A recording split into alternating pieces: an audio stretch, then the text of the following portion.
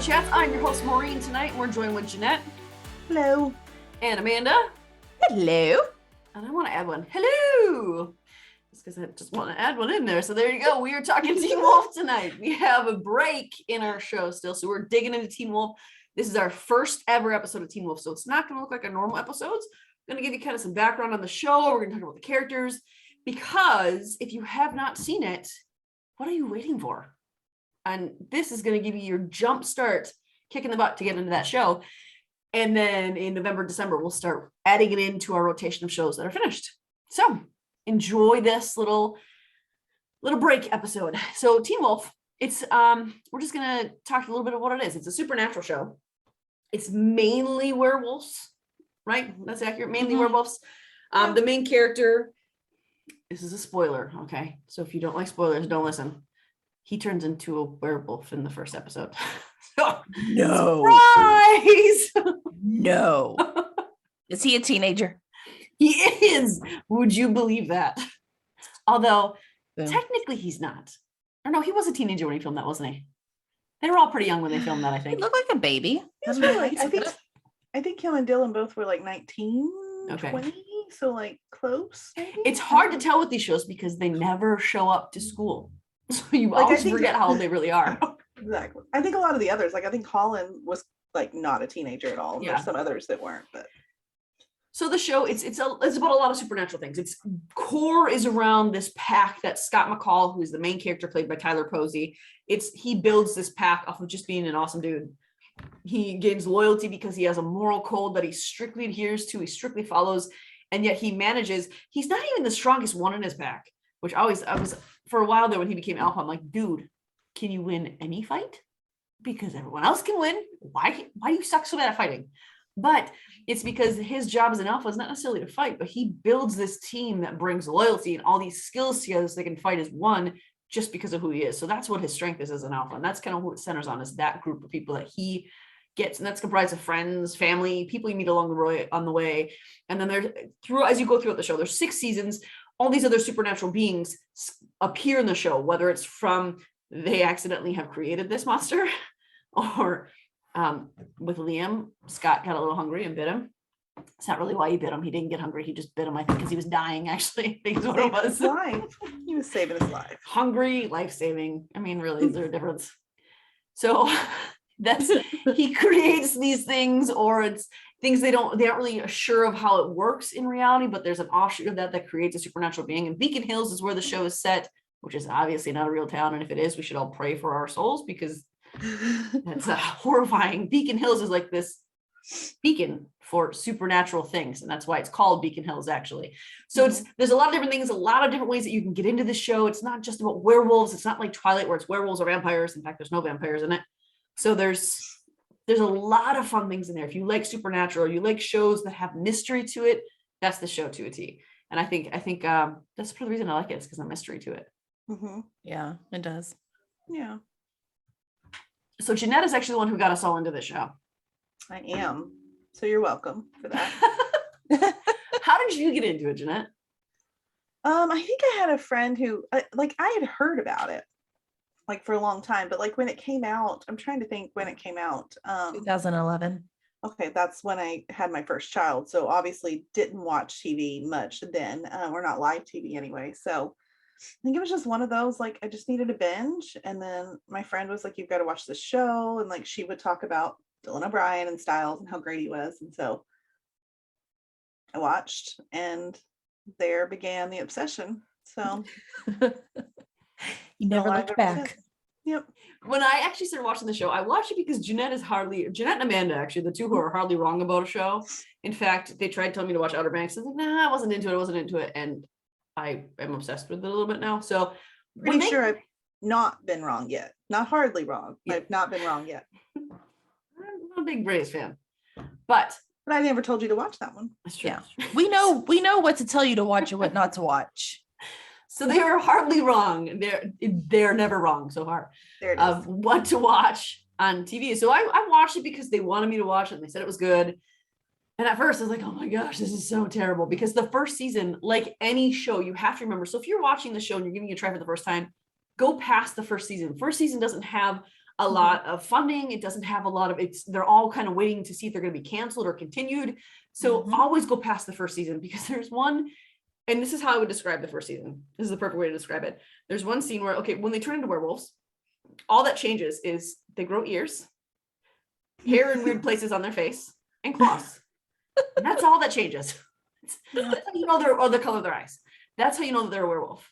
And there is a scene where Scott McCall, who's Tyler Posey, is running through the forest as a werewolf. And he's using his arms and his hands as he's running on all fours. And it's the most ridiculous looking thing I've ever seen in my life.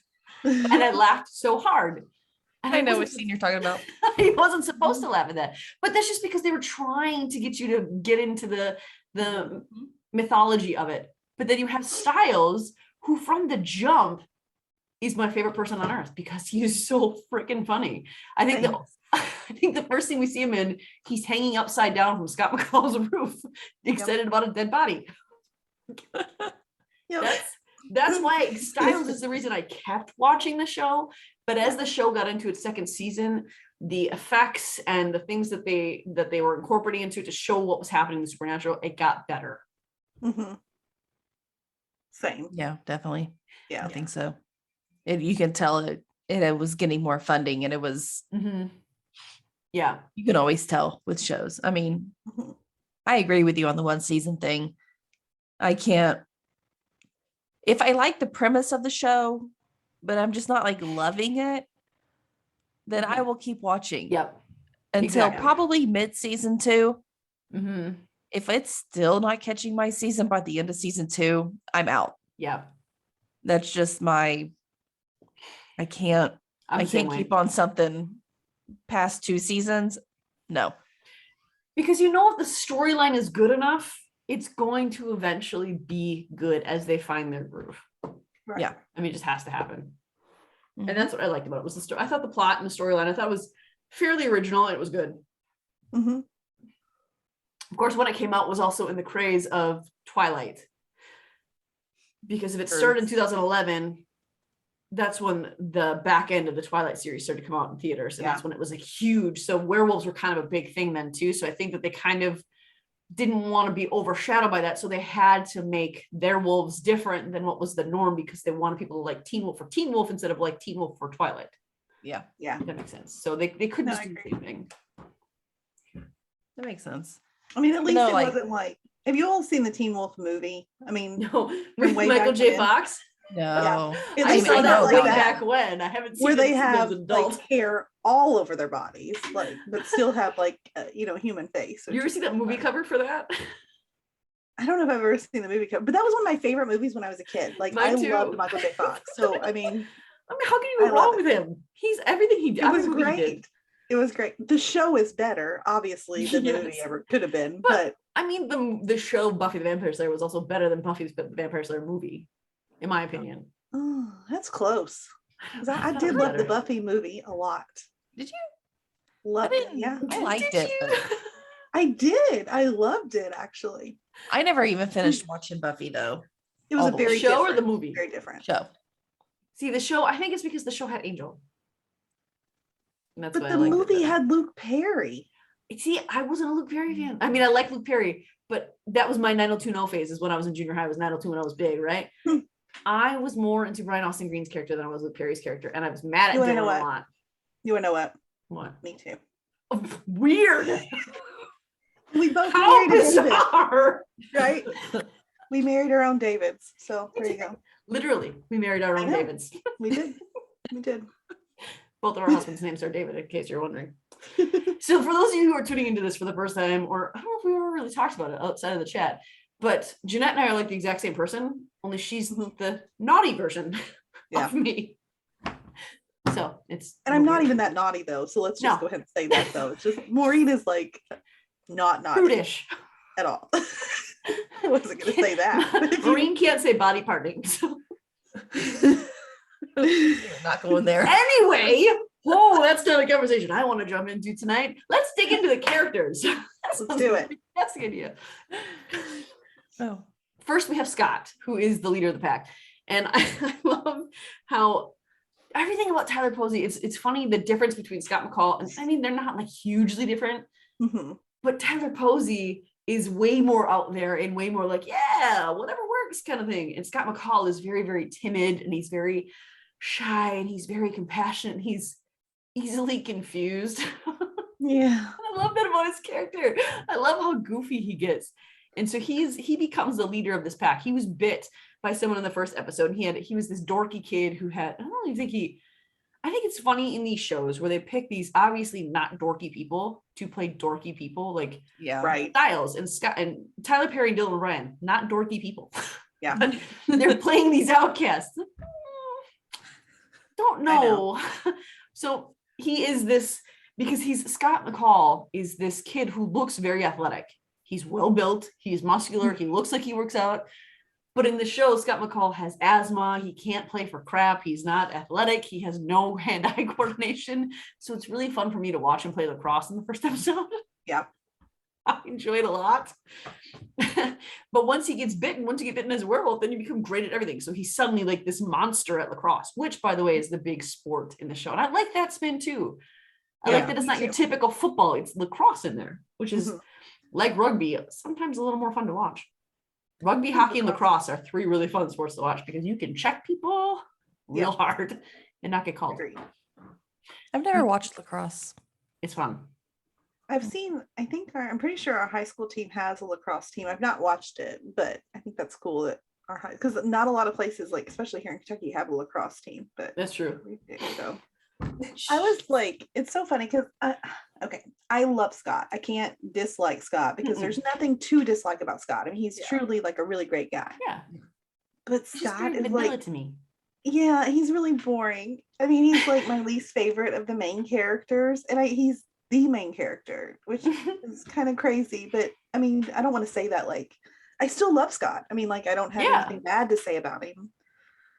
But I was rewatching Before Tonight season 1, and I forgot just how adorable like Scott and Tyler Posey is in like the first season. Like he's so sweet and naive, and it's really cute. Like and it's funny to think about like where he goes from there. Like he's kind of always still the sweet guy or whatever, but he definitely evolves like so much by the end of the series.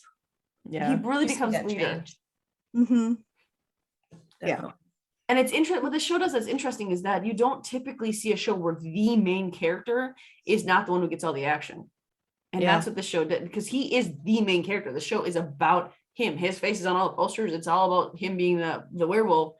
Yeah. But he is in the background of everything, even in the fights. As it goes on to later seasons, it's the other ones who are winning the fights. It's the other members of his pack who are taking care of business. Well, Scott is just kind of saying, well, this is how we do it, and leading by example. And you watch people listen to him and follow his lead just because of the type of person he is. So while he is boring in the sense, and he is boring in the sense that he doesn't have a lot of the action, a lot of the funny lines, he's fun when you watch him take in that role of leadership. Yeah, I agree. Yeah, definitely. I don't know. I liked Scott. I did. He was, but I think I gotta agree with you. Like, I think he is. I'm like trying to like look at the list of names. He's way down there for me. He is. I mean, and I hate to say that, you know, but that's also a credit to the casting, because everyone, there's no one you don't like on this cast. There's no one you don't love on this cast. So when you say Scott McCall is my least favorite of the mains, that's still saying a lot, because you know you still love everybody on this. You love his character still, so it's not like I don't like him. That's not what we're saying at all, though, because we love everybody on the show because they're so good. Yeah, because I can't even most of the villains, like, you know, I find ways to love them. Like, I mean, it's a really good show. I mean, it's hard to like pick anyone that I'm like, ugh. I mean, if we were to pick one, we'll talk about him later. But you know, even the worst of the villains I end up liking. Yeah.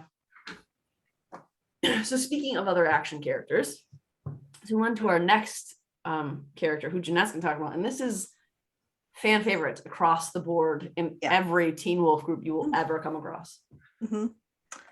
Stiles. What's his first name?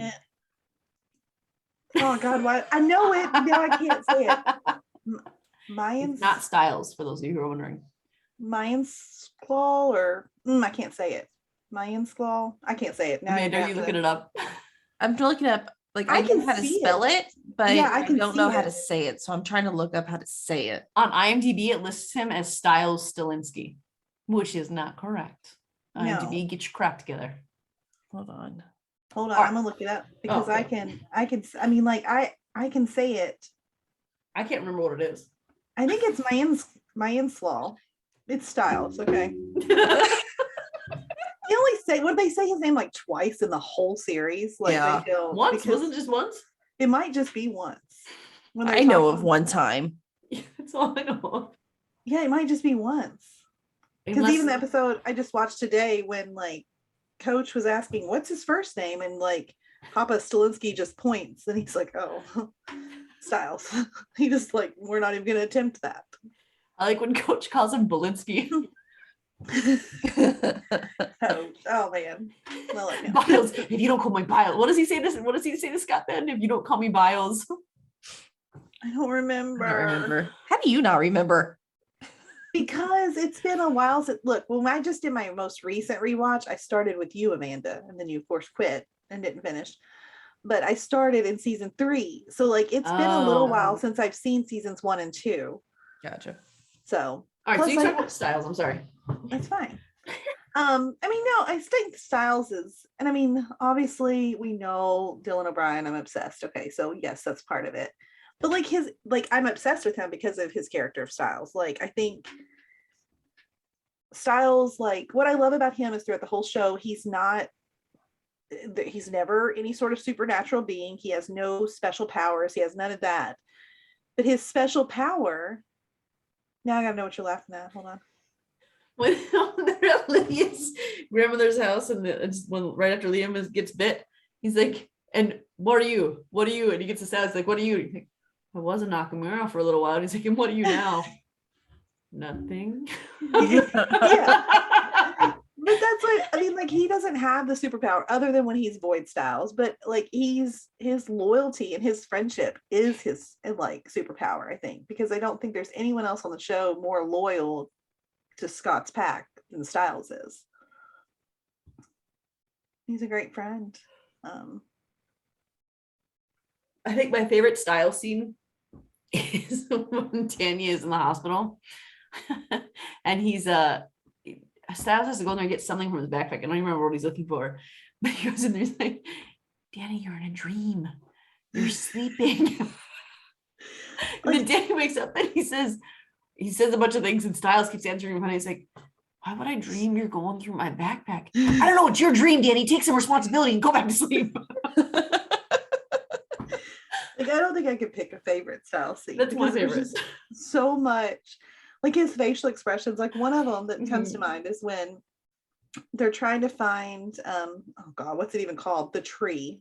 I don't remember what it's called. It starts with an N. Yeah, I don't know. They come up. Some of these names are a little complicated, so I can't remember what they're actually called. But I can picture it. But when Was it it's Natsune? like the Nagitsune, The is what- Nagitsune tree. that's Isn't that what it he is, though. No, because Oh, that's what yeah. that's the Void Styles, the Nagitsune or whatever. But anyways, and he's talking to Lydia, and he's trying to get her to like figure something out. And she starts drawing, and he's like, "What are you doing?" And she's like, "It's a tree." And he's looking. He gives her this look, like, and I mean, I know you all listening can't even see my face, but he's like, "Lydia, can you focus here?" Like, and I mean, like those things throughout the series, I think he is so funny with like just his Mhm. facial expressions and the way he delivers Yeah. lines. I mean, The he makes you Nematon. laugh every episode. What was it? The Nematon. Nematon. As soon as you said it, it popped. Yep, the Nematon. There we go. I'd agree with that. And I think for me, like nonverbal is my sweet spot. If you can do nonverbal well, I'm gonna love your show. It doesn't matter what it is, but if you can do nonverbal well, if you can get me there without dialogue, I'm all yours. And Styles does that really well. Yeah. Yeah. He does. He cracks me Even up. even his physical comedy, like when he falters into a room, There's- startled. Another. And see, he steals the scenes almost every time because like another. Almost every time. when Did you really just say well, almost? every time for me. I don't know about everybody else, okay, but every time for me. But there's a scene that popped in my head, and it's when I think it's Lydia and Malia are talking on the phone, and Malia's off. They're trying to find the desert wolf at this time or whatever, and she's like, I need to be there to protect Stiles. And in the background you see Stiles like walk into a wall, and Lydia's like, he's fine, but just stuff like that is just so, I don't know, it cracks me up. Yes. I know exactly what scene you're talking about, and I'm It's picturing it so in my head funny. now. But speaking of them, like, are you all? I don't know. I know what I am. Like, how do you all feel about those two relationships, like Stiles and Malia and Stiles and Lydia?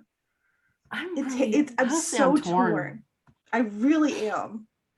I think if push came to shove, I would probably choose Lydia and Stiles. Yeah. And I think that's merely because I actually really do like Malia and Scott. I think they work better than Malia and Stiles did. Because I think Stiles was constantly like trying to pull Malia out and take Malia out, but he needs someone who's going to build them up the same way that he would build them up. Yeah. And I think Scott has to have someone that he can take care of. But I think Stiles needs someone on his level, and that's Lydia. I can see that. And every time I watch this show, it's so funny because I'm all about Stiles and Lydia, all about them. I love them. But then it's like when we get to those seasons of Stiles and Malia, I'm like, oh, wait, maybe I like them. But then, of course, when it gets back to it, I'm like, no, Stiles and Lydia it is, but it's like when I get to watching them, I'm so in love with watching them that it's really hard to, like, I've always thought, like, and nothing against Lydia, because we'll talk about her in a little bit, but she's one of my favorites. But I think Malia loved Stiles better. But I think Lydia was always his soulmate. So there was like never going to be, it was always going to be her. But I feel like the way that Malia loved him was a little bit better because it took Lydia so long to get there. And maybe my mind would change. Maybe it will with the movie if they're in it and we get to see, because we didn't really get to see Stiles and Lydia be a couple.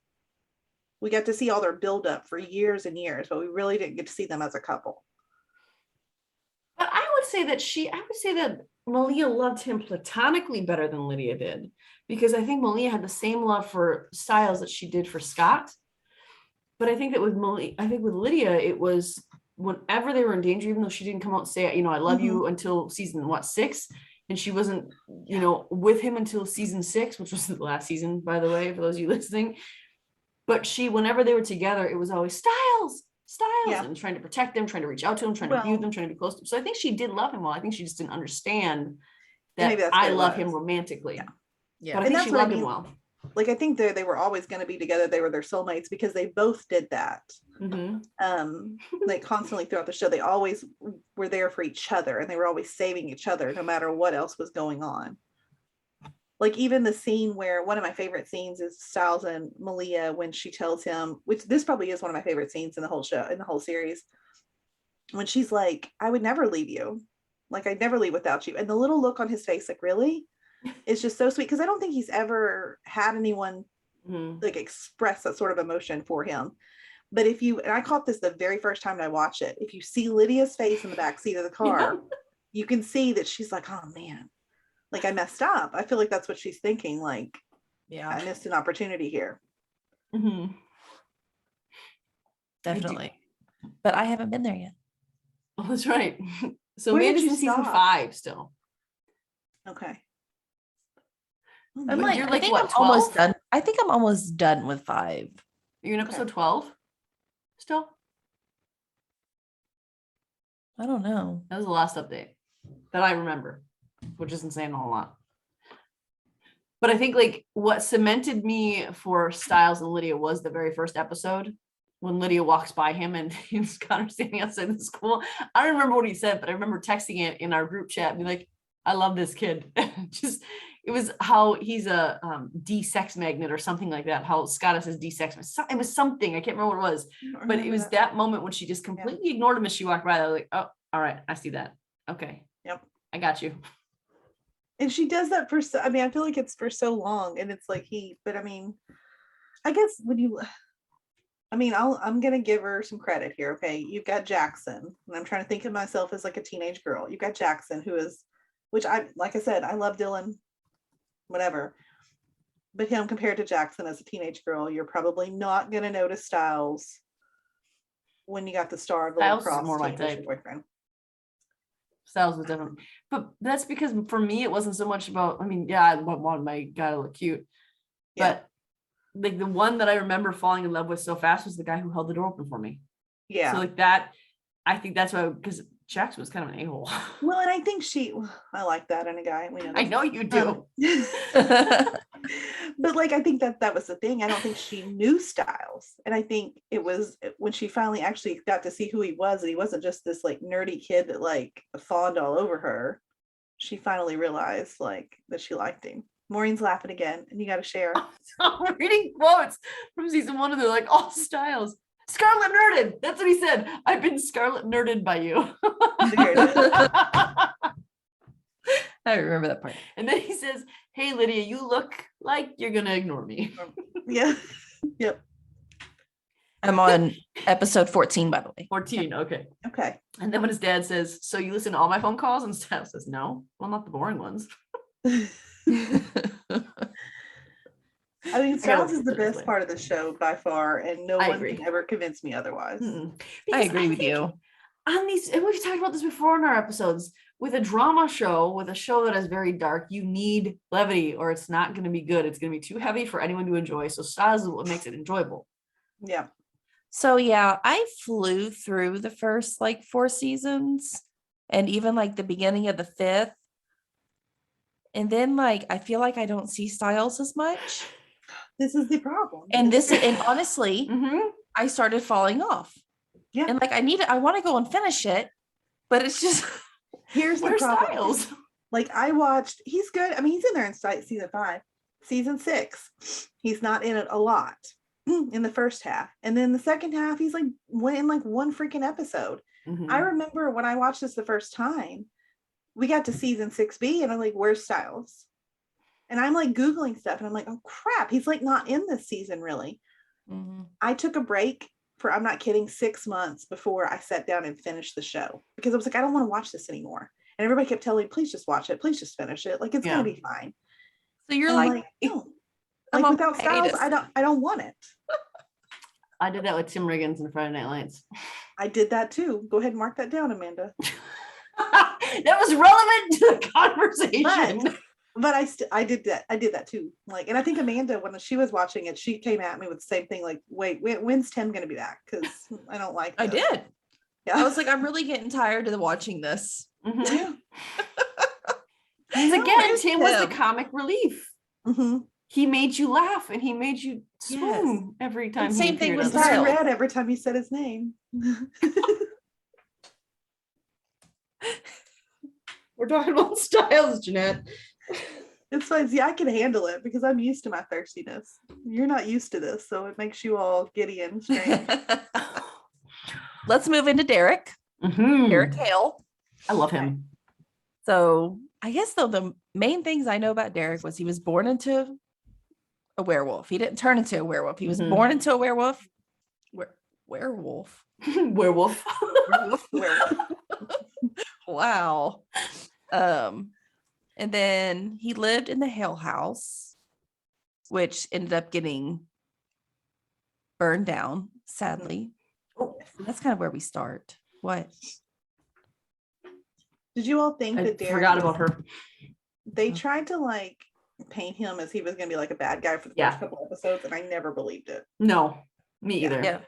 No. Because they gave him the black car, the leather jacket, the dark. I mean, they didn't give him dark hair. His biology gave him that, but still, he had the dark hair, the dark Right. stubble, and Yeah, those eyes that are awesome. Does he have blue Yeah. eyes too? he does. Mhm. Like in real Yeah, life, too, type. not just when he turns into a werewolf.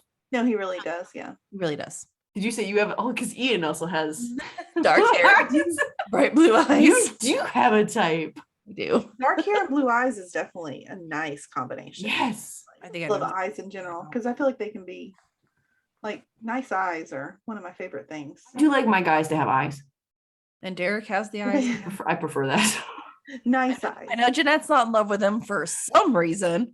Why don't we like? Okay, we need to talk about that because Amanda and I are all like pro Derrick. We love Derrick, and Amanda or Jeanette does not like him.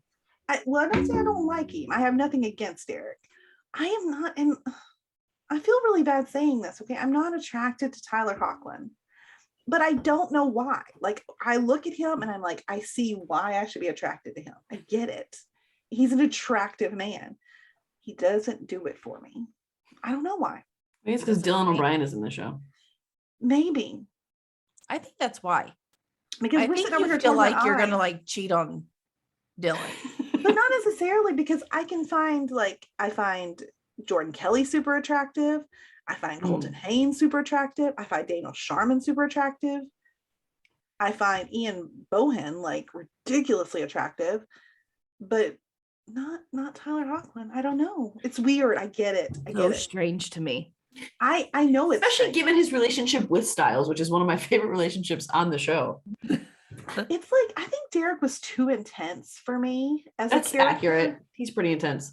And there was like no, I mean, there are moments, the only times I enjoy him is with Stiles. And it's not because it's Stiles. I think that the Stiles relationship that lightens him. Tyler and Dylan O'Brien have together, like they bring out really good things in their scenes together. Like there's comedy there when I don't even know. I don't know. Derrick does have some good looks. I mean, like when he the one that's popping out in my head is with Isaac. When Isaac is talking about Cora, he's talking about like wanting to date her, and like Derrick just kind of looks at him and he's like, okay, never then. That's fine. But it's like he doesn't even have to say anything. He just gives him this look like, we're gonna drop this now.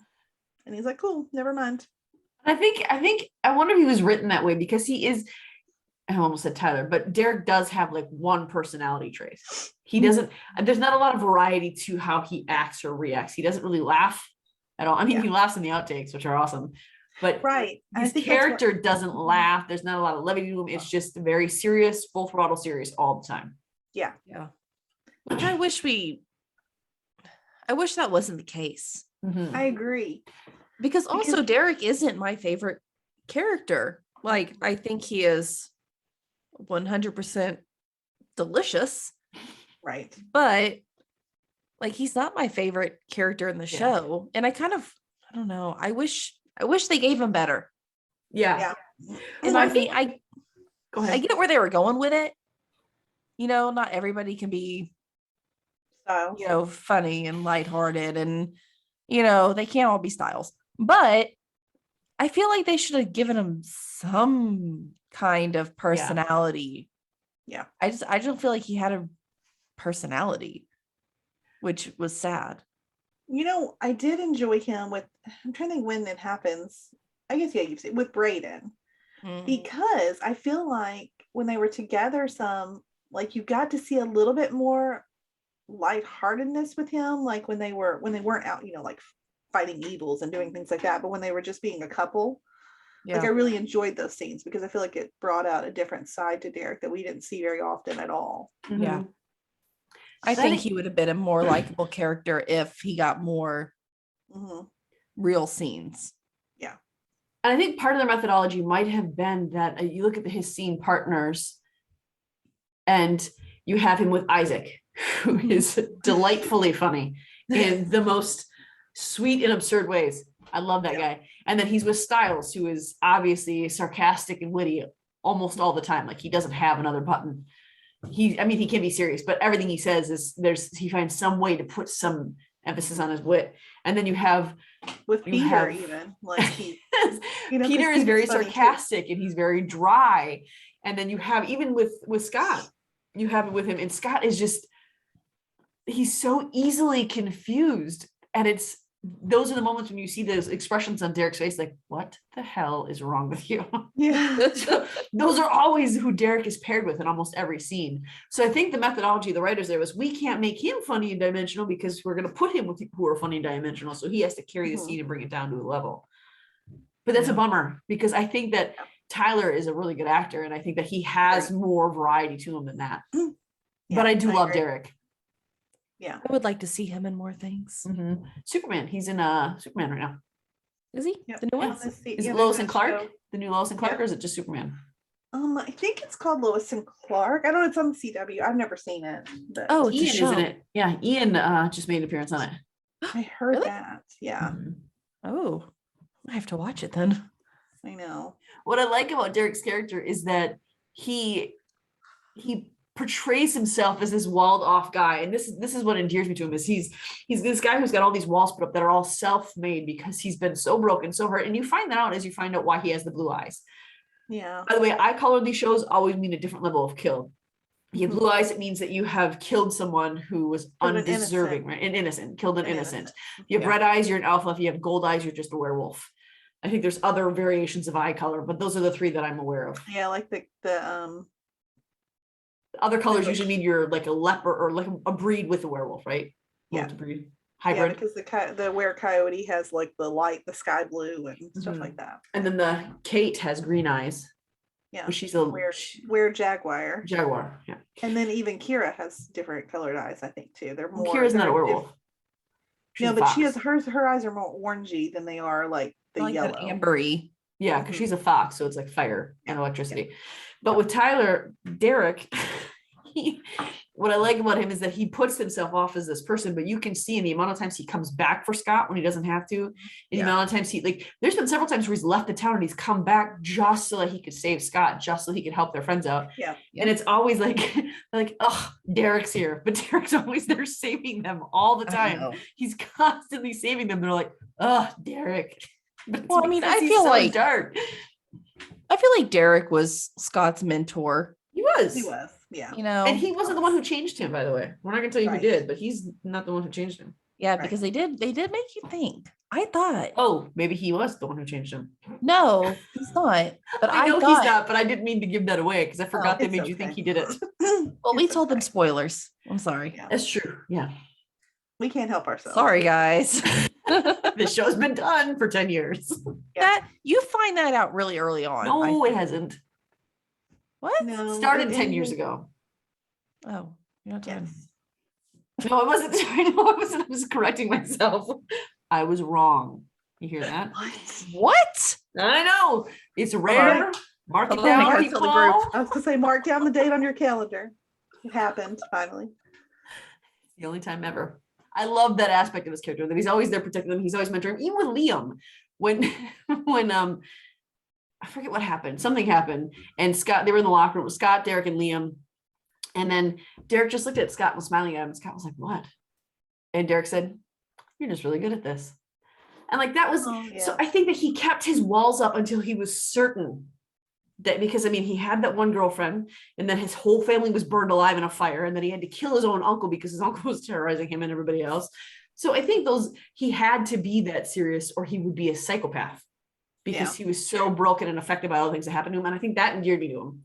I think that's why I like Derrick. Yeah, no, I And- agree.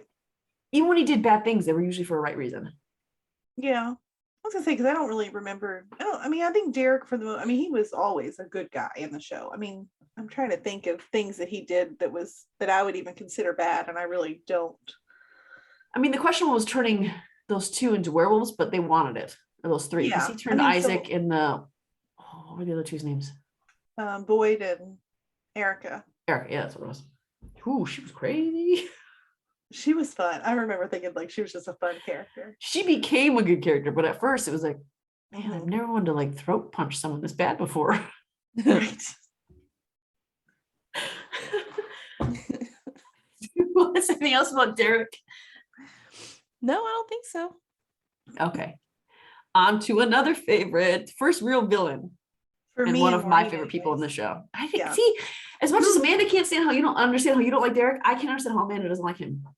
I know. And Amanda, you like the crazy. Okay, so we're going to be talking about Peter. Yeah, Before everybody- let's we tell actually you. start talking about Peter Hale. And Peter Sorry. is not a good guy in the beginning. But He is he's not. funny. He's so funny. And I love him. But and I think, his character arc is really good too. And Mhm. maybe Amanda hasn't fully reached that since she's Oh, not. that's right. Because you're not in season 6 yet. So she hasn't really reached his peak. And I don't know if I would ever call him a good guy, but I do think that I think that Peter loves his family Yes. in a weird, twisted sort of way. His but pack. do I would say think- anyone who he sees connected to him as a pack leader, or anyone Yes. connected to a pack he's involved with. Yeah, I agree with that. Because he's always trying to protect Derrick. Even though he's done bad things, he's always tried to protect Derrick. And like I said, he's a little crazy, but he was also almost burned to death. Yeah. So maybe his crazy comes from that a little bit too. Mhm. He's been Because he through a lot. wasn't like that before he was almost burned to death. Right. And they say that. No. You know that because they say that. Yeah, he was a little bit like when they flash back to when Derrick was like when they were Arrogant. younger. I still Arrogant. think he was Oh, had yeah, he was always questionable he had questionable morals from time to time, which is okay. But yeah, I mean, I'd be interested to see what you think later on, because once there's like, and I don't know, there's spoilers. We can say this, right? About his relationship with someone. I don't want to Spoiler. spoiler I alert. mean, Don't but it's listen. be a spoiler for Amanda though. Oh, No, I think she knows this. She just hasn't Oh. seen the relationship. For him. Spoilers. Malia's his daughter. Malia is his daughter. You've seen Oh, yeah, that, I know right? that. Okay. Yeah, because I think that, and that happens in season 6. We see him like really start to care for her, and not just as like, you know, because Something at to help first him. I mean, I think he really cares for her, and he does something in season 6, which I won't say this because I want Amanda to see it, but he does something that really, like, I mean, he injures himself, and I mean, he hurts in A couple different effort times.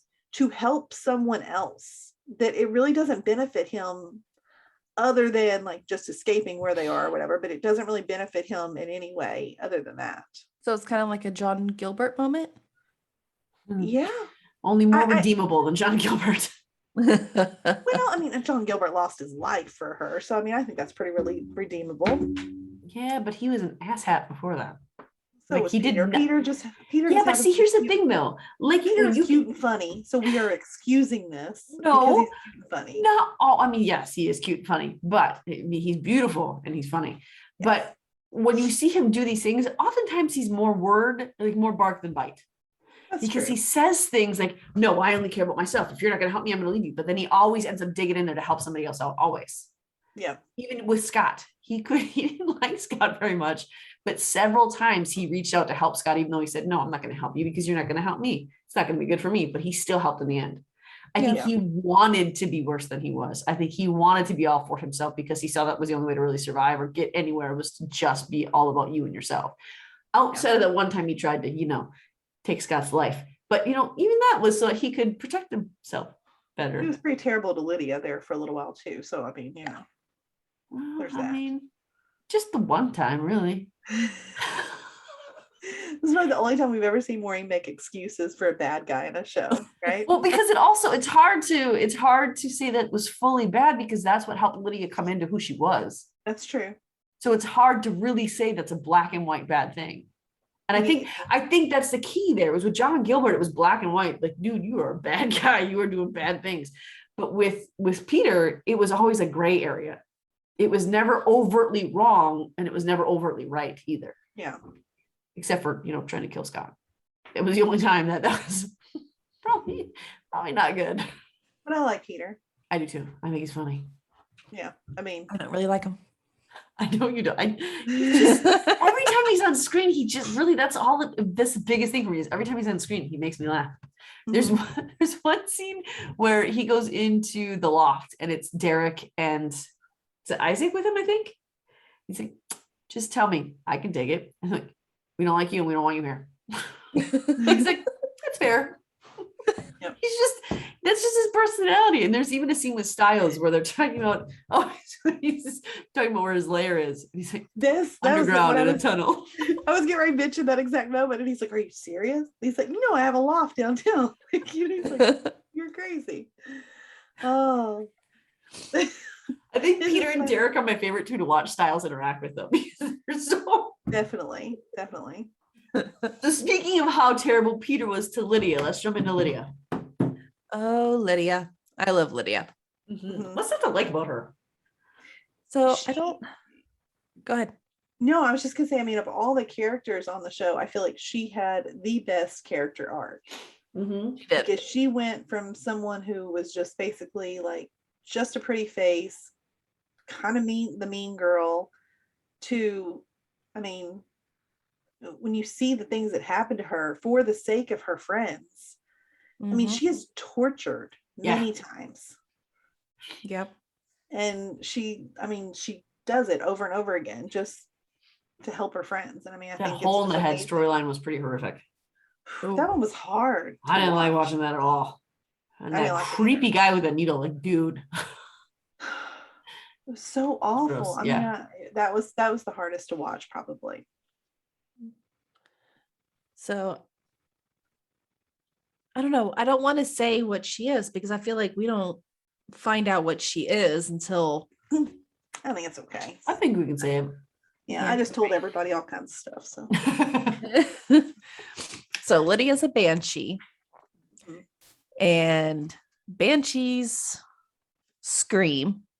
I call my kids banshees all the time. I used to do that all the time, and now I'm like, wait. I always call my kids banshees. Then I watched Teen Wolf.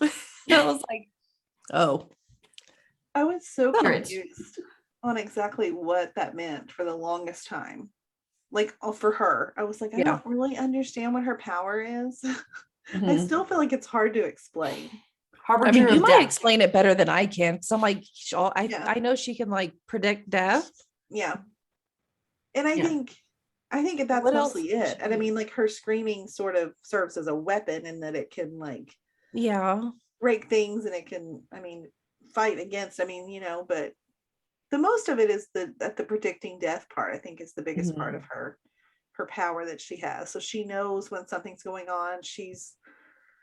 They thought she was psychic at first because of that, Yeah. because she could, when they're trying to figure out like when they were looking for that, I already forgot the name of the tree again.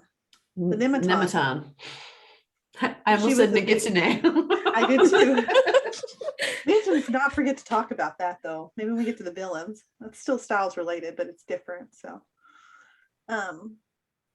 but no, I love Lydia. Lydia is probably one of my favorite female characters of any show I've ever watched. Mhm. And it's She's because of pretty her great. character arc. I mean, Yeah. like, she just comes so That far. growth. Yeah. Mhm. I think that is more Styles' superpower, I think, than anything else. Because you look at him with Scott, he's the one who brought Scott out to be who he was. With Malia, he's the one who made Malia see who she was. With Lydia, it was Styles' resiliency and pushing her to be, no, you're better than this. That was Styles' superpowers. Every single person on the show, even Derrick and Peter, like especially getting to season 6 with Peter and Styles. Like, Yeah. he brings out who people really are, their better selves. That's what his superpower is, and he did that for Lydia. And I think that's one of the reasons that Lydia had the arc that she did, is because Styles was always in her corner, and she was able to rely on that strength to give herself strength and believing in herself. I Mhm. do like the one scene where she found a dead body and she called Styles, and she was like, He's like, why did you call the police? she's like, am I supposed to call you when I see a dead body? Yes. And then when she said, there was another time where she called him, he's like, have you seen the dead body? No, I am not finding the dead body anymore. That was it, just turned and it was right there. But that Lydia also has that sense of sarcasm and that wit that flows really well in the rest of the show. And you see that with the people who are really, really struggling with who they are the ones who have that sarcastic wit. I don't think Derrick and Scott struggle. I mean, Scott still struggled to understand it, but I think Derrick and Scott really were like okay with who they were.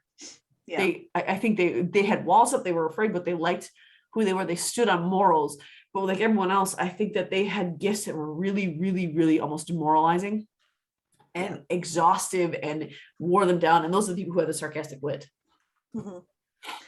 And another thing that I love about her, and I think it's just because, I mean, I love that, obviously she's gorgeous, and not really popular, but she's also like a genius. And I just love, because a lot of times on shows, like you're painted one or the other, you're either the smart girl or you're the pretty girl, but she's especially both. in teen dramas. Yeah. And I love that she's both. And I know that we don't see that at the beginning of the series. It's not till, I mean, she actually, we do. You do a little, well, one scene that you do, it's very subtle. Like when they're doing math problems on the board, her and Scott. And I mean, she's like, they're having a full on conversation. And I mean, she finishes and he's like written basically nothing. And here she is, like just wrote out this whole equation while having a conversation with him at the board. But I think she had made herself not look that smart in an effort to kind of, I mean, dumb herself down for Jackson and for the people around her, which I think, again, that's probably Stiles and all of them that made her realize that you don't have to do that. Like you can. Stiles actually outright said that to her. Yeah. Oh, you're so wonderful. Oh, Dylan. Love it. Jeanette fixes her hair automatically when we talk about it. We're not talking Dylan right now. That's when I get nervous. I start fiddling with my hair. I'm gonna start marking you down for every Dylan. Not Stiles. Dylan. I Mark me like out. that. I think we should have been doing I it the don't whole care. time, and I would not be losing. I'll This say is it the over and one over again. podcast she gets to talk about Dylan as much as she Dylan, Dylan, Dylan, Dylan, Dylan. wants. All right, let's move into Isaac. Isaac is someone who Derrick turned as he was trying to build his army. What was I forget? Remind me why Derrick was building his army. It was to fight something. I don't even remember. Isn't that awful? Like I said, it's been a while since I've seen the season. Something was coming and he wanted to fight it. And so I think it was actually Jackson. Well, it probably was. Yeah, it was. It was yeah. He was a Yeah. Kitsune, right? Is that what he was? No, No, that's Kira. that's Kira. Kanema. Kanema. Yeah, Kanema. So So I'm sorry. There's a lot of Names really are so strange hard names. for me to remember. now Isaac was one who I think he already in this right here just endeared me to him completely, because this poor boy was beaten by his dad on a regular basis. Yeah. And it was so sad and heartbreaking. And I felt for him. Daniel Sherman does a really good job. And I've seen him in a couple different things, and he's always like spot on with what he's doing. But at first he's this lonely boy who's abused and beaten by his dad. And then Derrick comes along and turns him into a werewolf, and he's kind of this jerk for a bit.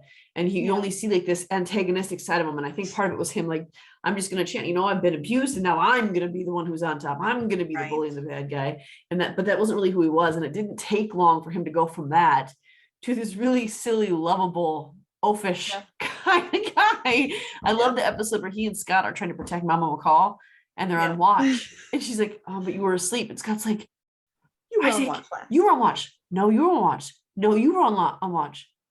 I think I might have been on watch last. And that's who he was. He just became this silly guy who every time he was on screen, I'm like, you need to win all the things.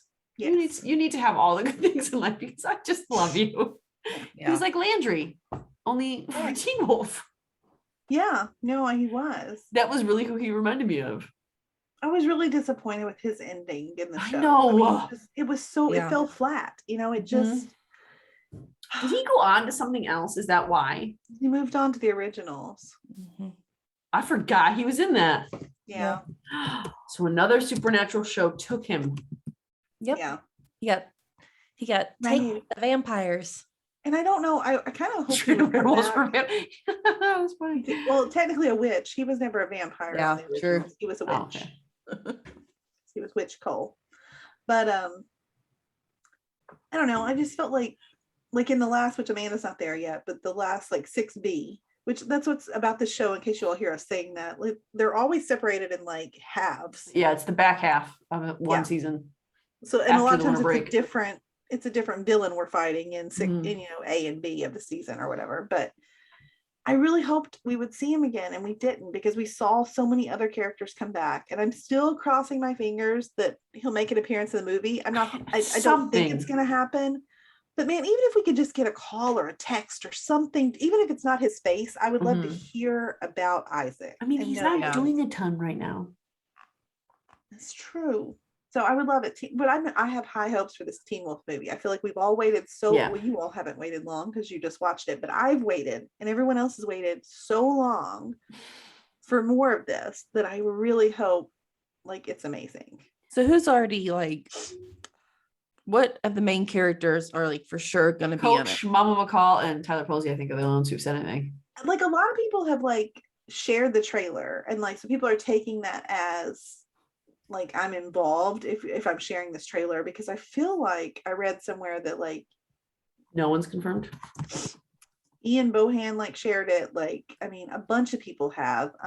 Holland, which I don't know if you all know all these names. Holland is Lydia. Lydia. Ian is Peter. And then Theo, I'll say character names. Liam, even like people like that have like shared it. But I think the only ones that have actually said we're in it are Tyler Posey, Lyndon Ashby, and maybe Melissa Ponzio. So far, don't wait. Unless This you is could find a list. I did. This is according to Distractify. It says so far, Tyler Posey was the first to let everyone know he would return. So far, Colton Haynes, who plays Jackson, Cody Christian, who plays Theo, Holland Rodan, who plays Lydia, Dylan Sprayberry, who plays Liam, Jared Bourne, who plays Chris, Lyndon Ashby, who plays Sheriff Stalinski, and Ian Bowen, who plays Peter Hale, have all confirmed their participation in the revival through social media. Not Jordan Kelly, because I thought he had said something too, but maybe not. He said, I remember watching the video of him announcing this, saying that he would love to come back, but I don't know if he's been asked yet. So I think they're probably still in the process of gathering up all the cast to see what the budget is, to see who they can afford. Kind of like what we're doing for our convention. And you know, Dylan's been sneaky about it. And I'm allowed to say Dylan because we're talking about the actors right now. He has said nothing on Twitter, but there, if you go back, which I just found out, this is how old I am. I'm gonna show my age for a minute. I didn't realize that on Twitter, like you can also go to their page and see what they've liked and reacted to. Even if they Dylan don't make a did. post. He reacted to like a bunch of people's posts where they're saying like waiting on, where they made like little funny like waiting on Dylan to reply about. He like liked and retweeted a lot of these things, which to me makes me think, I mean, because Dylan's funny like this, that's him saying, I'll be there, guys. Yeah. And Lyndon Ashby sort of confirmed for him, but it's real. I don't know if it's actually, I don't know. It's real vague. So I don't know if we can really take that to heart or not. Well, Yes, for sure. Some point. I think Lyndon- you have to have Stiles. yeah. In the trailer, They show the Jeep. you see the Jeep. I mean, like, I know that, I don't know. I'm gonna get upset. Lyndon Ashby, who plays Sheriff Stiles, Sheriff Stalinski, Yeah. he was asked, well, Stiles comes from Stalinski. Are we getting more Sheriff and Stiles scenes? And Lyndon Ashby said, yep. Yes. But But he said this like a Mhm. day after they confirmed it. So whether he even knew Mhm. the answer to that question, yeah. I don't know. Yeah. I'm not taking anything. And I guess Coach just said when he was asked, is Coach going to Yeah. come? He said, you guys will be the first to know. Cool. And then he said, well, other than my parents. And then Greenberg's mom. Like he made a whole joke about it, but I don't think he said anything specific yet. That's as far How as would the coach come back though? I mean, these kids have to be grown now, Mhm. right? I don't care. I feel like you gotta, like, Bobby's gotta make an appearance Yeah. somewhere. Even if he's like coaching at a college now, or maybe he's back in a rehab and they have to pull him out or something. Yeah, something. I love him in Melissa- rehab, by the Or way. maybe they have to go to the high school for something. Well, I mean, they're always at that high school. They're always Yeah. there. I never went to my high school after hours that many times as these kids do. Never. No. There was a funny tweet from Melissa, and I can't remember what it was, where she mentions Greenberg, which I was just Mhm. like, I Oh my remember God. seeing that. I really think we should. I mean, Greenberg needs to be in this movie. I mean, needs to be a reveal. Everyone deserves to see what Greenberg looks like finally. That would be hilarious. Yeah. Anyone can call me, except for you, Maybe Greenberg. Don't call like, me. if they I could mean get it. some big star, would be really funny to play like Greenberg. It would be like just as like a quick little appearance would be really fun, I think. Okay, so we're talking about Isaac. So I think that's what, does anyone, because Amanda, you like Isaac too, right? I like Isaac, yeah. I didn't really like his relationship with Allison. That was weird. I liked it, but I don't think we got enough time with it because it felt like he's asking about Derrick's sister, and then it felt like the next scene he's with Allison, and then the next scene she was dead. So it felt like it was very like boom, boom, boom. And then he was like, he left because he was so sad. So I felt like it didn't, I liked the relationship, but I felt like they should have built it up more so it would have made more sense that we moved into that so quickly. And then it would have made more sense. And that might be why his leaving felt flat. Because they weren't given enough time together for him to be that sad to leave. But I feel Scott like had they more did- time with her. For me, I felt like they did have a lot of build up to their I relationship. didn't though. feel that way. I felt they had a lot of friendship aspects. But I mean, I feel like I felt it like way before it happened. I remember like being like, ooh, I want this to happen. I like this.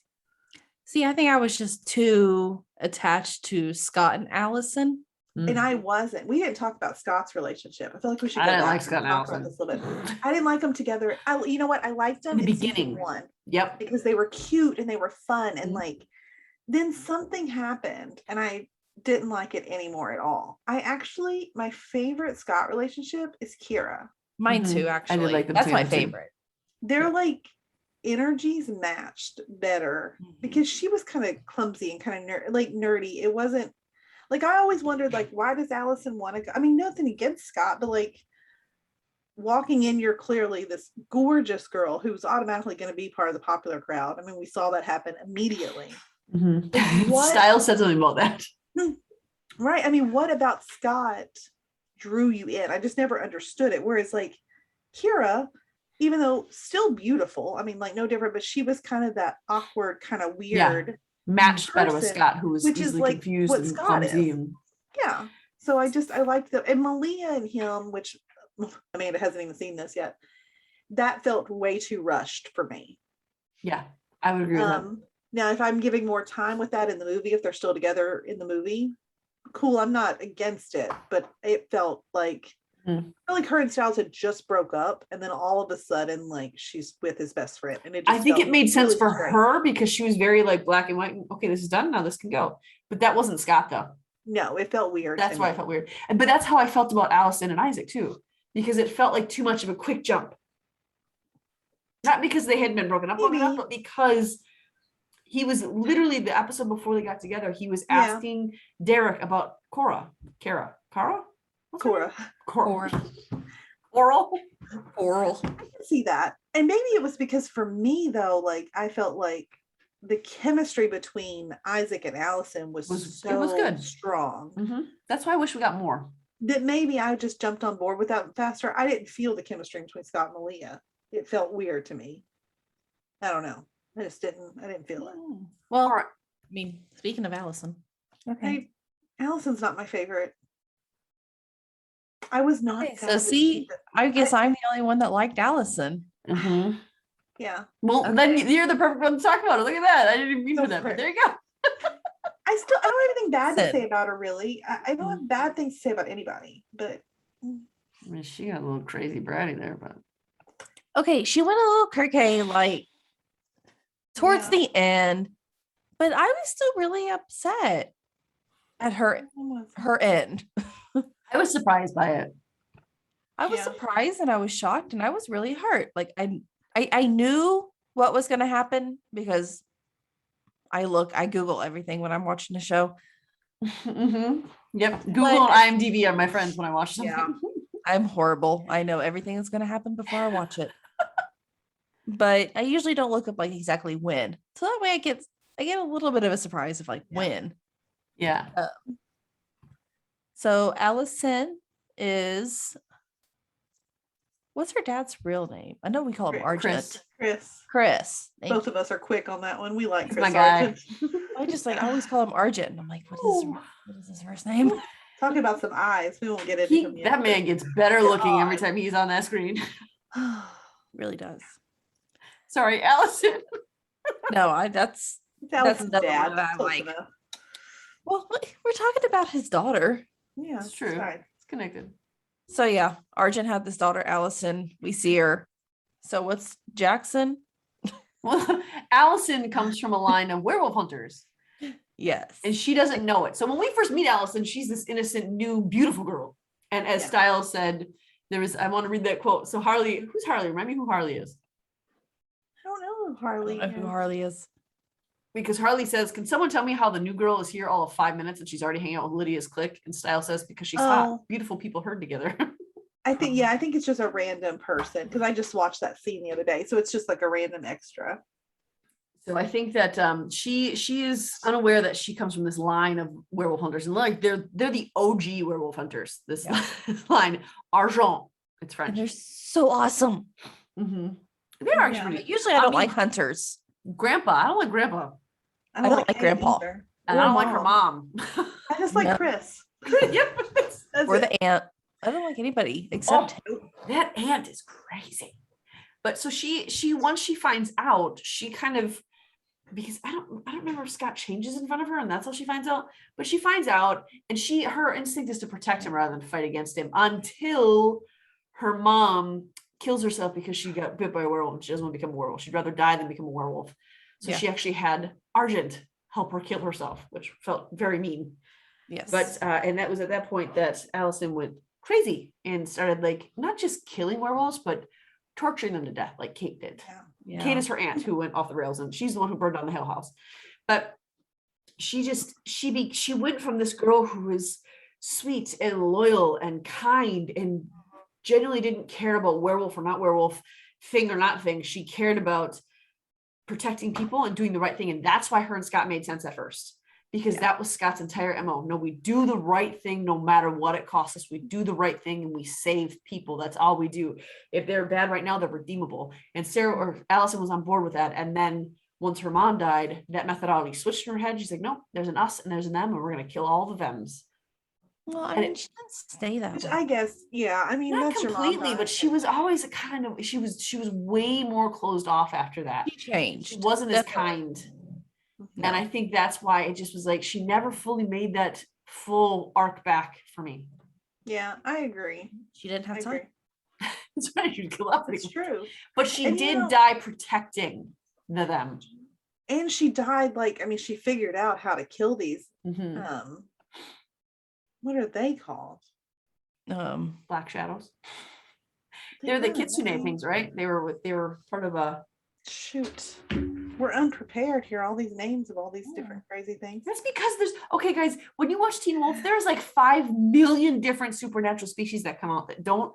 The Teen Wolf cast does not understand all of it, and I love watching interviews with Tyler and Dylan and Tyler Posey. Well, Tyler Hoechlin was the first one I was talking about. Tyler Posey is the other Tyler I'm talking about.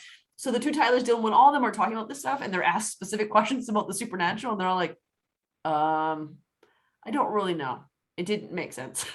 So we are not the only ones unprepared. They didn't know it either.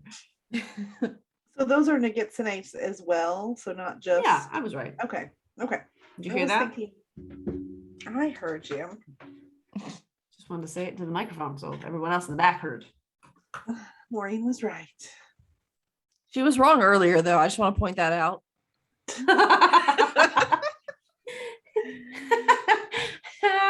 You guys are gonna be saying that for a long time. That one time Maureen was wrong. Hey, remember that one time I was the only one right and nobody believed me until it was proven right? Remember that time? That was, I I wish don't remember that. well, you weren't there, Amanda, but That man, was it so was good. So Jackson is Jeanette. That's who Jeanette's gonna talk about. okay. And Jackson. I love Jackson. And I love Colton Haynes. I did not Well, like Jackson. I was getting ready to say my love for Jackson comes from my love for Colt Haynes, and I can't separate the two. I adore him. But Jackson too, like, and that's what this show, okay. It can take the bad guys Mm-hmm. and make you find something inside of them to root for them. Yeah. And it does that with Jackson for me. He And I mean, I did do know that later on. Yeah, I'll give you that.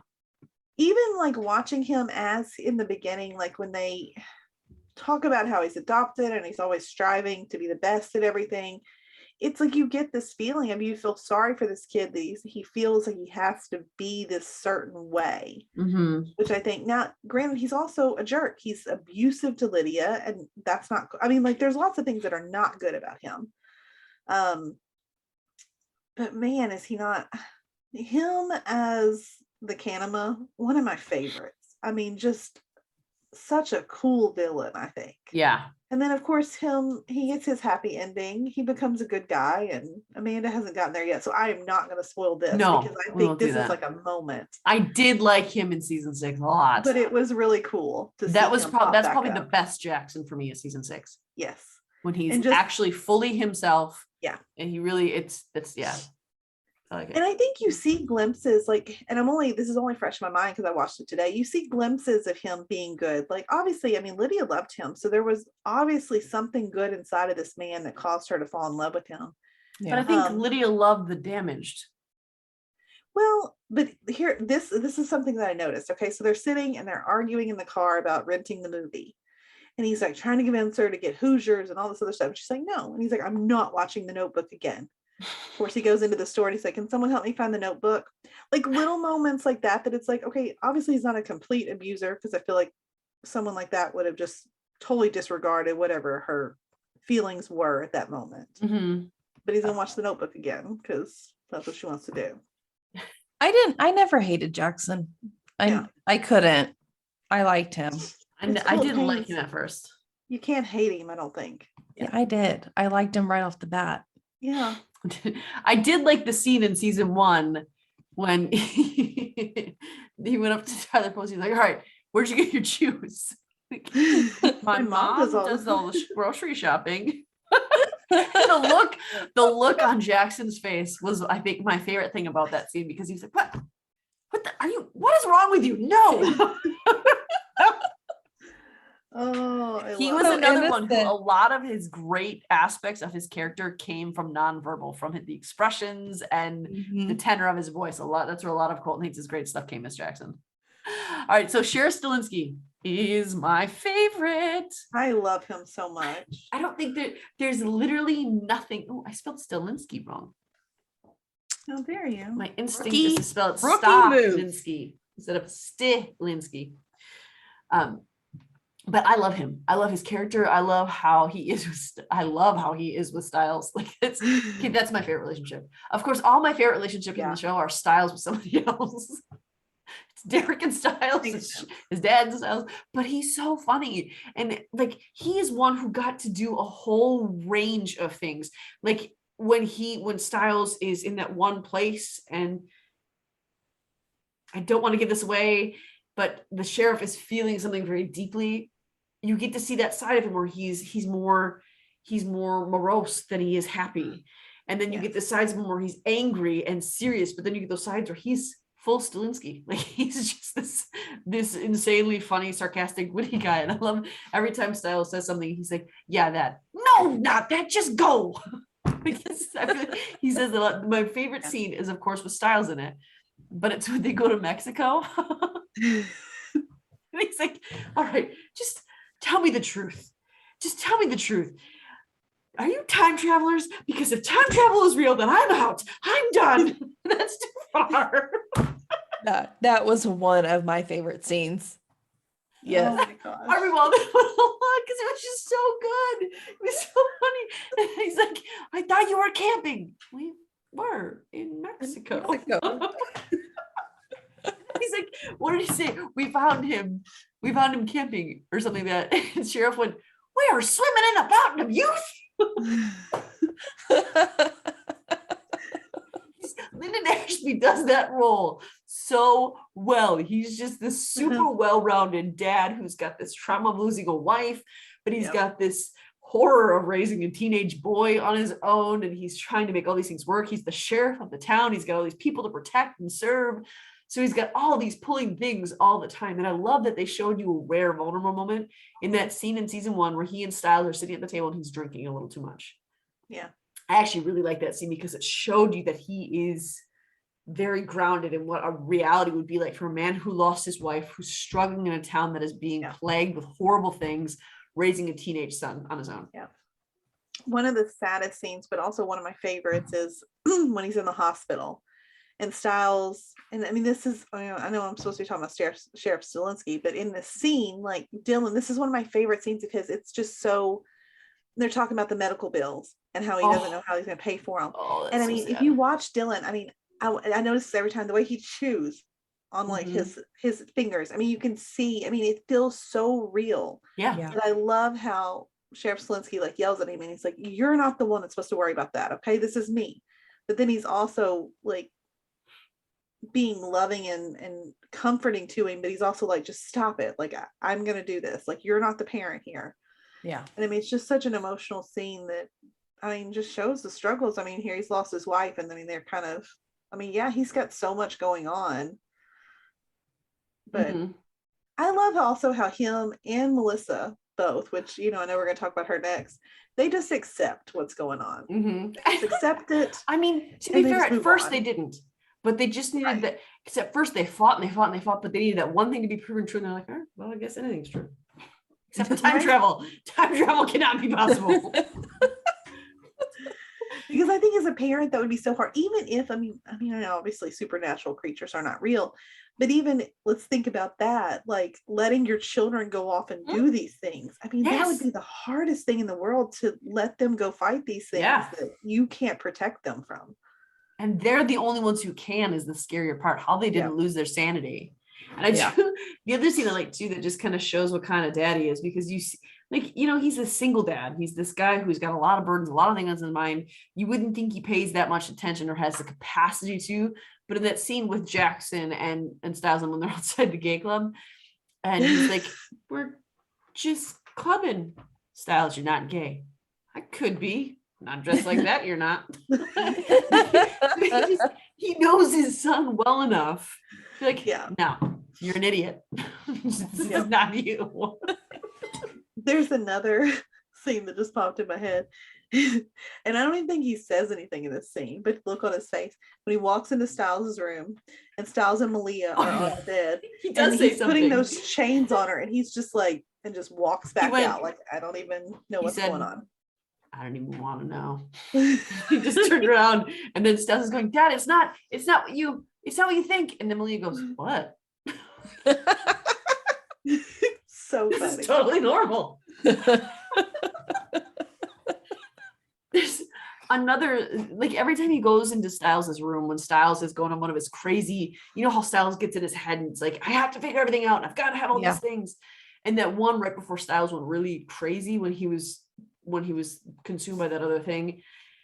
Those scenes when Lyndon Ashby would go in the room as Sheriff Stalinski and he would look at the boards that Stiles was creating, you could see his body language. It again felt so real, like he was there, because his shoulders just slumped and he had to take a deep breath and he just stared so sadly at these things, seeing how it was destroying his son.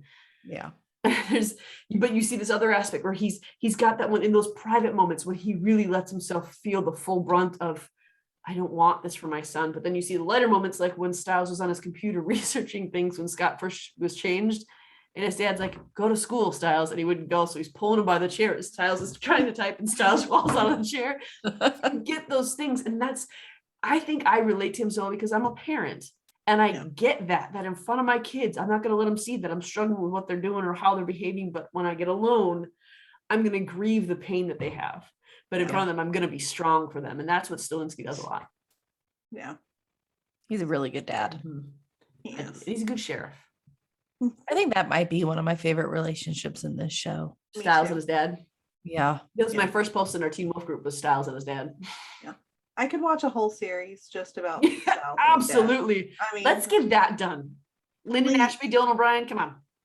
That would be, love it. But another good parent on the show, Melissa Mccall. Mhm. I love her, so much, because I think she's another one who, obviously she's a single mom, who you can see lots of times throughout the show, she's struggling with lots of things. The poor woman seems to work all the time. Always. She's always at the Is she hospital. ever off?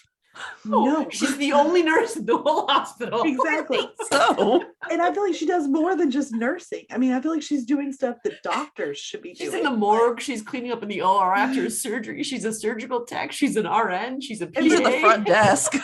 She just runs the whole hospital, basically. But Every time there's a scene in the hospital, there she is. every time. She's always there. She's which also I mean, the security. I remember they tried locking nurses. Like, no, you can't do that. Like, you take that's it. accurate. nurses really do run the hospitals, so that's pretty accurate, I think.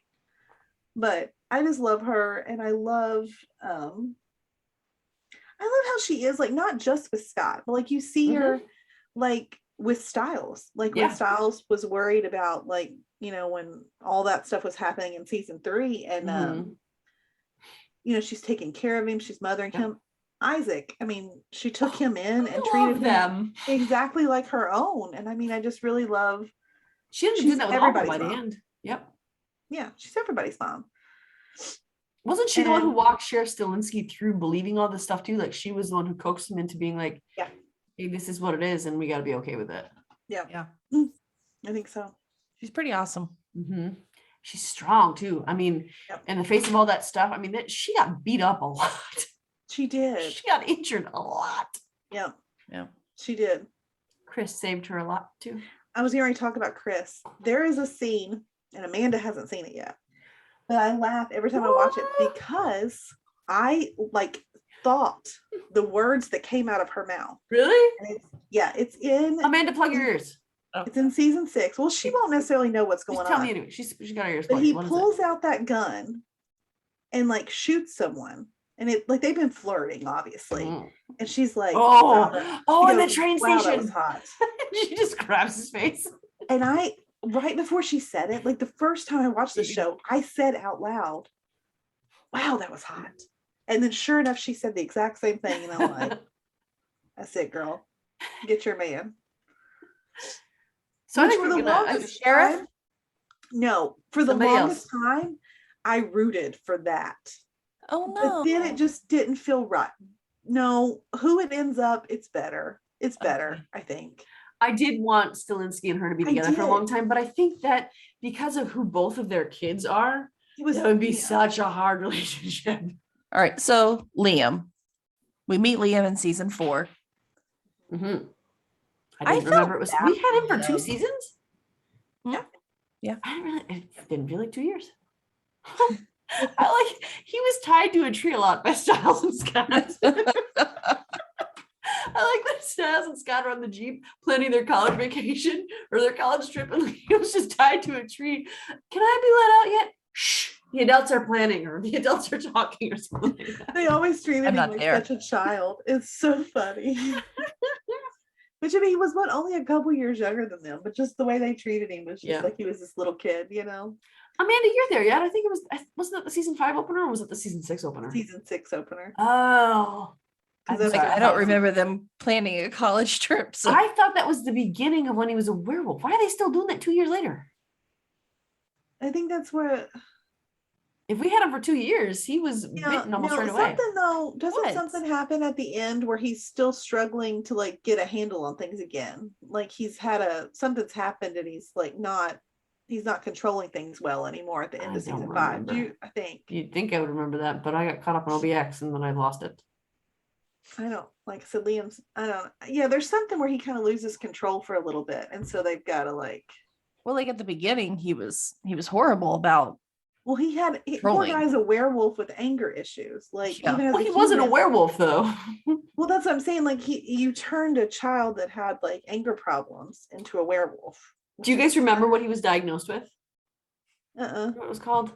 I don't remember exactly. Something explosive aggressive disorder? Something like that? He was an angry little guy.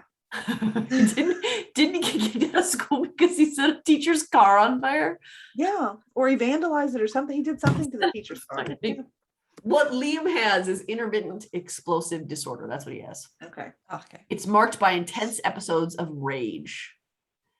Yeah. And his behavior hurts his parents and stuff. And he set people's cars on fire and he raged at people. And he joined the lacrosse team. And Scott was jealous he was going to get captain as a freshman because He was so good. he was really violent and like took people out. And, like, Yeah. leave. I thought he was something. That's what I thought too. I thought he was. I thought something. that's where the rage came from. Yeah. My initial thought was, I wonder if Derrick bit him. Yeah. No, he's just an angry kid. Yeah. And then, but the one thing I'm disappointed in is we never really see why he was almost dead or how he was almost dead. But we do see Scott call Stiles to come and help him. And you see Liam in his shower with duct tape on his mouth and his wrist duct tape. Well, you do see where he the reason he bit him is because he was falling off of that building. The building. And Scott was- had to grab for whatever reason. Scott I didn't couldn't see grab that. him. He couldn't grab him with his hand, so he had to grab him with his mouth. I mean, that was otherwise he was gonna fall. He was falling off the top of that building. I did And- not see that. Yes. And that's why he bit him. It's because he tried to catch him, and what he caught him with by mistake. Oh, that makes so much more sense now was because his the mouth. whole time I thought, well, that's dumb that they just said he was dying and Scott had to fight him to save him. That's stupid. I don't know how it's because I was always doing other things when I was watching it. It shows that you can't multitask because I completely missed it. I didn't know that. Somebody had attacked him. Who was it that had attacked him that caused him to be falling off the building? I can't remember that though. Who was our villain in 4? The Dread Doctors, right? I don't No, think not yet. yet. No, that's 5. That was a long storyline. I got not Teen Wolf, the Benefactor. The Benefactor had a list of people that she was targeting That's right. and killing people off. But why did she attack him then? Just because he was so aggressive, like she thought he was, like we all did? No, I think it was he just happened to be with them. I think he was wrong place, wrong time. Was it the two? Was it the assassin couple or whatever? He was at the hospital. So my favorite scene with Liam is that scene with the duct tape, and then Scott has to call Stiles, and they're just staring at him, and Scott's like, "You're gonna be just fine," and then Stiles like, "Or you might die." Yeah. Scott's like, "Why? Why, dude?" So we're gonna take this off if you scream, then we're gonna put it right back on you. All right? Do we have a deal? And then Liam just attacks. Yeah. He was not happy. No. And then I like how, because Liam was so creeped out at first by how much they wanted to be around him and how much they want him to like be in their group. And he's like, that would freak me out too. Because they didn't tell him he was going to be a werewolf. He just said, you're going to become something that's scary, but then you're going to do things that aren't scary to find out the scary thing that you are. Does that make sense? Yeah. And Scott was like, Stupid. I don't think I understand that. They didn't tell him anything other than when they got to Lydia's house. I used to be this, I used to be this, I used to be this. I'm nothing. And so he didn't understand. He didn't get to like work into it, but he did already have this rage. So when he'd get upset, it would impact, and then they'd tie him to a tree. But I love Liam's arc because he went from that guy and he was so sad and broken. Yeah. Because he did have a disorder, a mental disorder that caused him to have these intense rages that he couldn't control. And it killed him that he was hurting his parents and his friends. And I remember in one of the first scenes when he had done something, he was begging them not to tell anybody, but because he couldn't bear to have his parents be involved in another move for him. Yeah. And that was I think he was in like the locker room crying in the showers or something when he was saying that. And that's who Liam was. And he carried that over because when you became werewolf, all the bad crap about you went away. Well, not your personality traits, but the mental issues and all the like a vampire, like you were new. And so I like that you got to watch him become this strong leader. By the end, I think he would have made a great alpha. Yeah, I think so. And I think eventually he will become an alpha in the exact same way that Scott became an alpha. I think because he didn't kill anybody yet, right? Because he hasn't, not as a werewolf. I don't think he does a human either. But He hasn't killed anybody? I don't think so, because ever since he's become a werewolf, he's been under Scott's tutelage, and Scott says, you don't kill anybody unless you have to. And there have been times when other people have tried to kill people, and Liam's like, no, we can't. We can't. We have a code. We can't kill them. So I see him becoming alpha the same way Scott did in the movie. And I'm glad he's going to be back. All right. And I also like his best friend. I love Mason too. Mason becomes one of my favorite people. Mm-hmm. And we get him at the same time. He and Liam come as a package deal in Teen Wolf. The same way and what's brilliant about that is they set them up to be the new Stiles and Scott because they knew they were going to move Stiles and Scott off to college. So they already set it up. I think they probably had intentions of continuing the series. Yeah. But I think they kind of saw that you needed Stiles for the series to be successful. So it had to stop.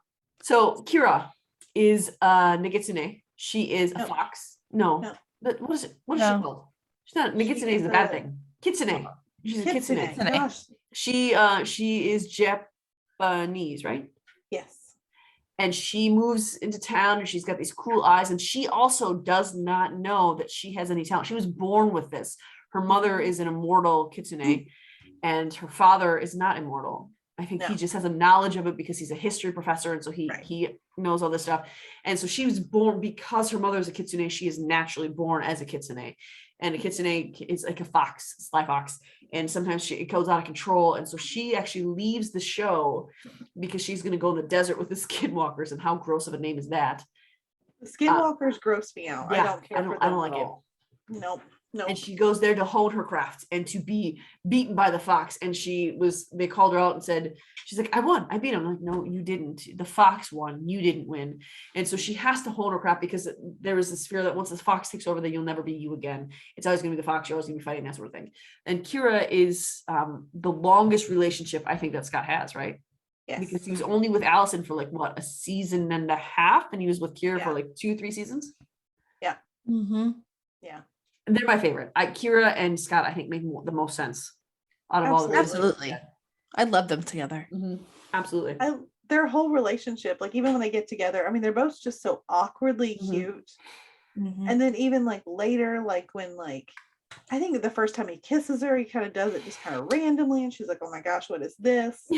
Yeah, that actually becomes a plot point, doesn't it? Mm-hmm. She's like, and what if somebody does something and they don't talk about it, and they don't want to talk about it, and you don't know what it means, and they don't know what it means, and then what happens then? Like, and Scott was like, "What?"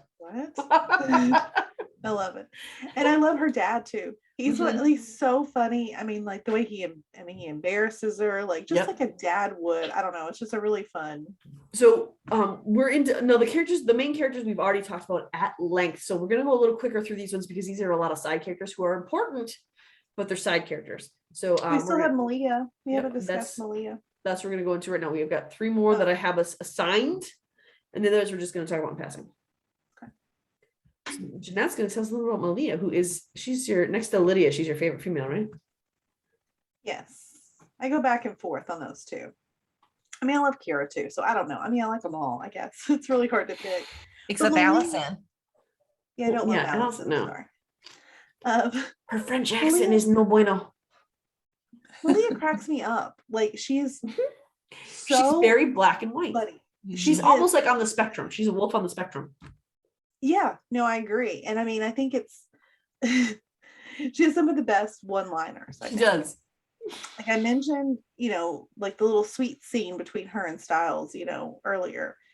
But what follows that is one of my favorite lines as well. And she's like, I'd never leave without you. And then she looks in the back seat, she's like, them I would leave. Talking about Kira and Lydia. And it's not meant to be mean. No. Like this is just Malia just being like straightforward. Like, I don't really care about them. Like I would leave them. It's not a big deal. You have to explain how we met. Yeah, Her. sure. That explains a lot. And it does, because I mean, she's not used to being human. She's lived most of her life as an animal, as a coyote in full coyote form. So the ideas of compassion She and was tact 8. and yeah. So So half of her life, Mhm, at least. at least, yeah.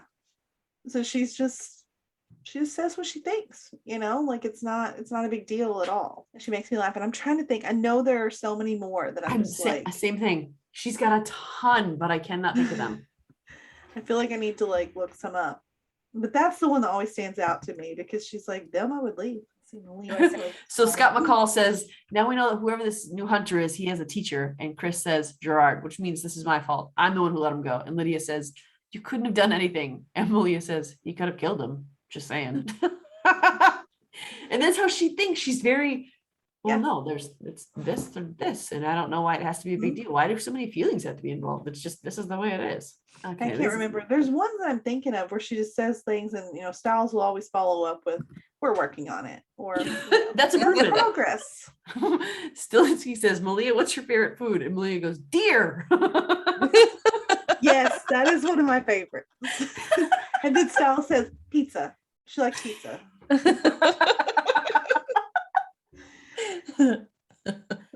I love her so much. I like Malia. She's one of my tops. Because of that, though, because she's so black and white, she's incredibly loyal to the people who have gained her trust and Yeah. the people who have earned her. Because for her, you have to work. You can't just be like, hey, here I am, and you're accepted. You have to earn it. Yeah. And I think that's a worthy attribute. I like her. I think she's funny, and I think she's very low. Even when she doesn't want to, when she wants to go for those Paris Frenchmen, Mhm. she still still does, yeah. stays and helps. Of course she does. Yeah. All right, what about And- Parrish? Oh, I Oh, love you want to talk a little more about Malia? No, we're good with Parrish. Besides was- being pretty.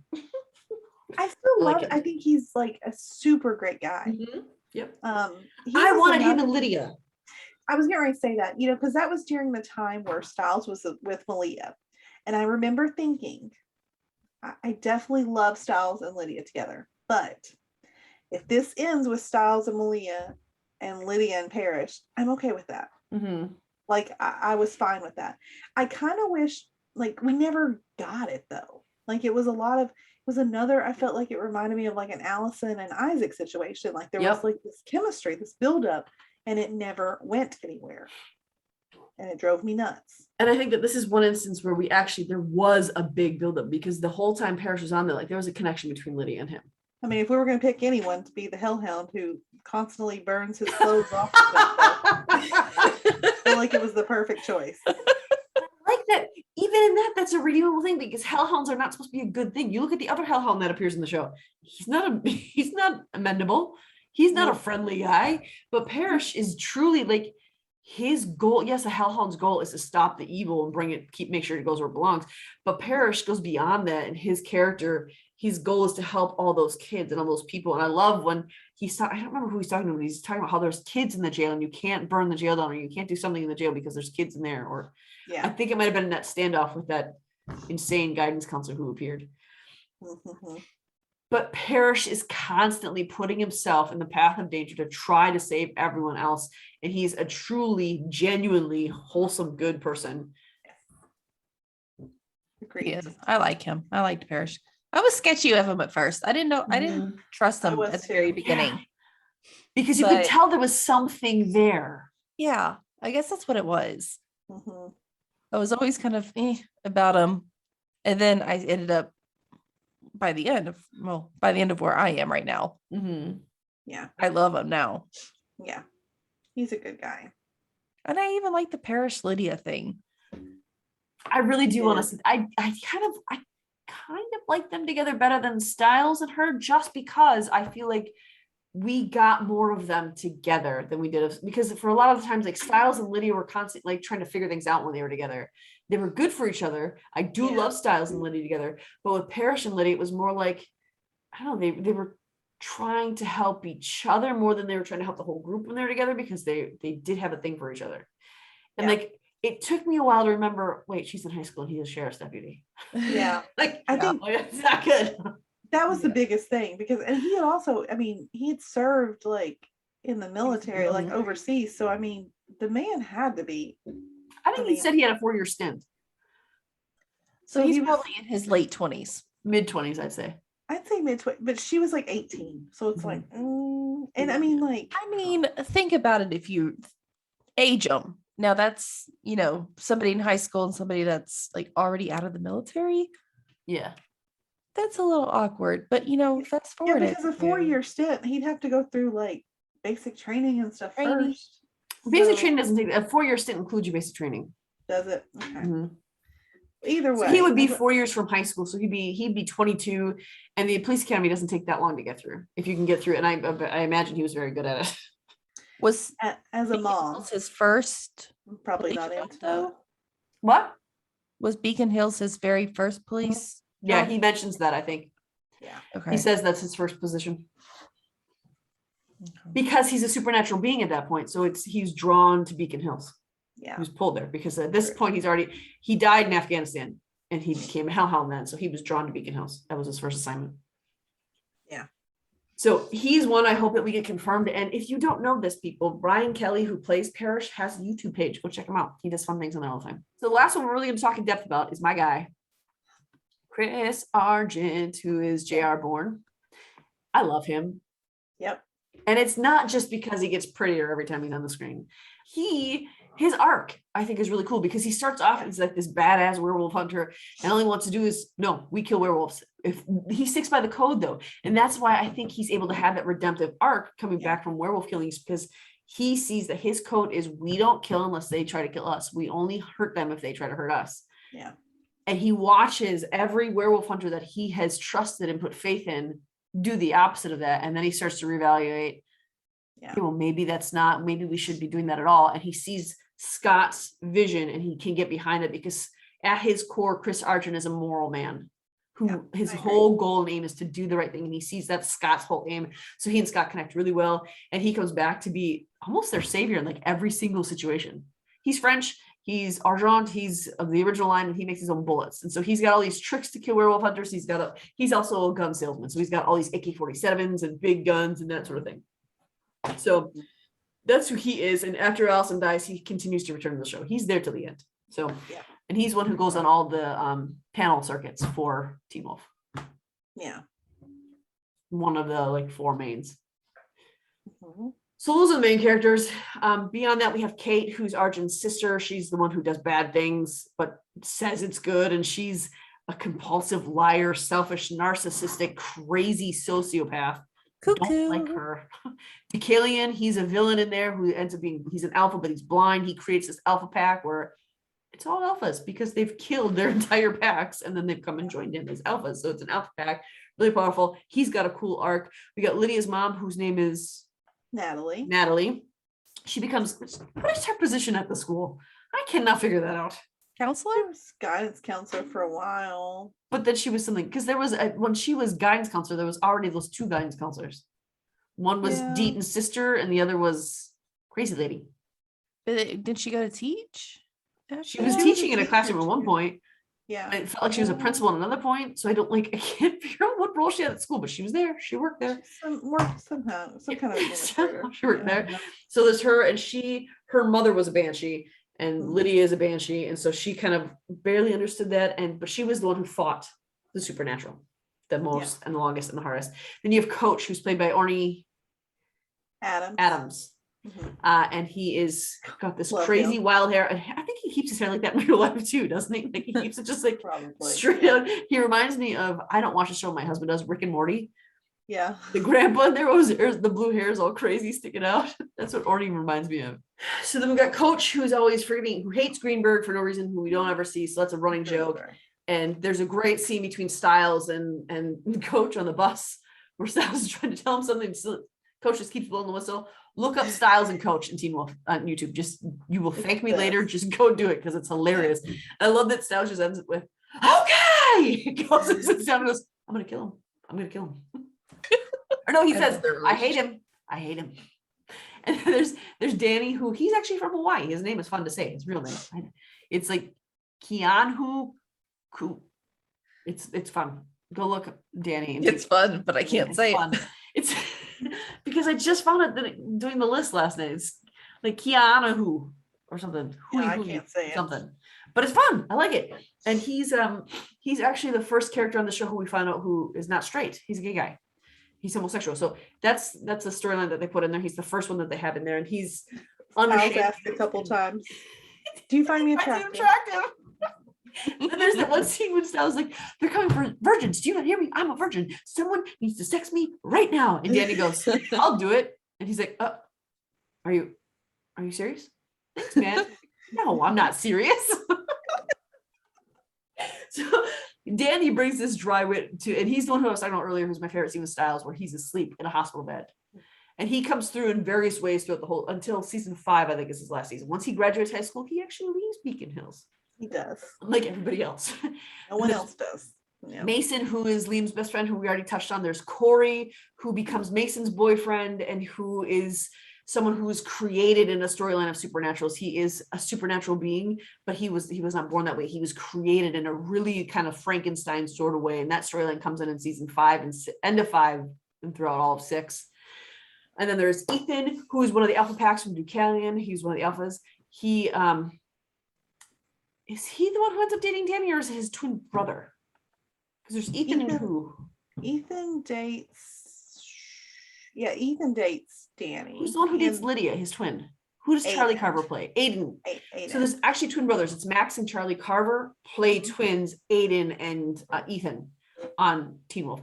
So you have Ethan, who he actually keeps coming back throughout all of, he's in season 6 too.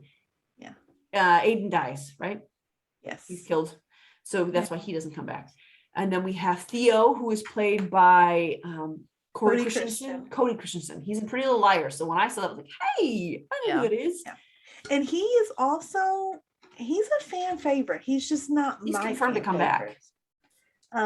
People love him. People want him and Liam together. I don't like that. I don't see that. I don't care for it either. I do kind of like how their friendship began to blossom by the end of the show. Breaks his nose. Liam breaks his nose 3 times. He's like, 4. I actually, if I'm being honest, I felt stuff between him and Malia.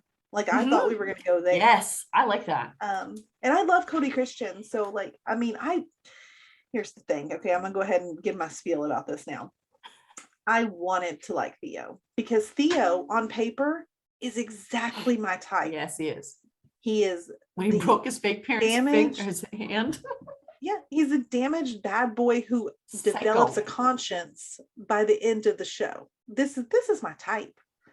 But he hurt Stiles too much for me to ever like Theo. I can't. That's crazy because he wanted Stiles real bad in his pack. Like he wanted Stiles. Yeah, but he was awful to him. I mean, he broke Stiles in a way that no one else ever had. And no. I agree with that. He is a fun character to watch though. And as he goes on, like he's another one who's like accidentally funny a lot. Like when he genuinely gets hurt because he's such a bad guy, when he gets hurt or beat up, you laugh because you deserve it, sucker. And then the last character there's Haley too, who she's another created supernatural being who dates Liam, and Liam's really good about her and good with her. He sacrifices for her. Aiden. Yeah. And then Deaton, who is the vet, who is actually what is his role? Because he had one with the Hales. What was his role? He's I forget what they're called, but they're almost like a almost like a guardian for like the That's what it is, supernatural guardian. That's creatures. what he's called. He's Yeah. called a guardian. So he knows all these tricks about the supernatural, and it's just so happened that Scott was working for this vet's office, and that's what Scott wants to do, and Scott becomes a werewolf. So Deaton is actually like their guru to like, hey, we have this issue. It's crazy. No one can figure it out. Can you help us? And he always has the answer. He's like Buffy's Giles. Yeah, what he is called. that's a good. So, yeah. and those are really all the characters. So if that has not convinced you to watch the show, man, I don't know what will, but you're dumb if you don't watch it. I feel bad for saying that, but I kind of mean It's it. true though. So I'm not going to rescind it. I'm going to be bold like Tim Riggins and leave that out there. But give it a shot. If you have not watched it, it is on, where did I watch it? Hulu, yeah. It's on Hulu. Watch it. All 6 seasons are on Hulu. And if you're looking for something to watch, if you have late night feedings, watch that. If you have late night feedings, by the way, listen to our podcast. Yes. And you'll let that carry you through. If you have interest now because of this, let us know. We want to know what you think. If we're encouraging you to watch good shows, and we really, really, really, honestly, truly like to be told how right we are about this stuff. So let us know. Okay, tell us. Thank you for bringing me Stiles Stalinski. Thank you for bringing me Argent in all his beardy glory. You know, we like to hear this stuff. Derrick, yes. Derrick with his piercing blue eyes. And Ian, nope, not Ian, Peter. Peter. I can't say Ian, it gets me all excited. Peter with his glorious wit. You know, we want to hear these things. We want to, so reach out to us. It's familyfanclub2021@gmail.com. And we've recently just switched all of our social media. So Instagram, TikTok, and Twitter are all now under Fandom Family Chats. Search for that. You'll find us on all those things. Our Facebook group for this, we do have a Teen Wolf Facebook group officially. If we are talking about it here, unless it's a holiday special, we have a group. This one is Teen Wolf Mccall Family Fan Club on Facebook. Also check out our Facebook or our podcast page on Facebook, which is Fandom Family Chats. And you can look us up on YouTube too. If you're listening to us, but you want to watch a video, it's not much different than this. It's the same thing. So check us out there. We've got some interviews that you can watch on our YouTube channel. If you want to see video of the interview of the actors that we've interviewed, check that out. Check out all of our other groups. And we would love to hear from you. We'd love to hear what you think. And next week, we are returning with The Resident next Sunday. And Grey's Anatomy is returning too, isn't it? They're both new this week? Yes. So Wednesday, you will be getting, Wednesday is this. You're listening right now to Teen Wolf. On Sunday, we're going to return with The Resident and Grey's Anatomy. So we're back to our regular rotation on that note, guys. We will see you in a week. Bye.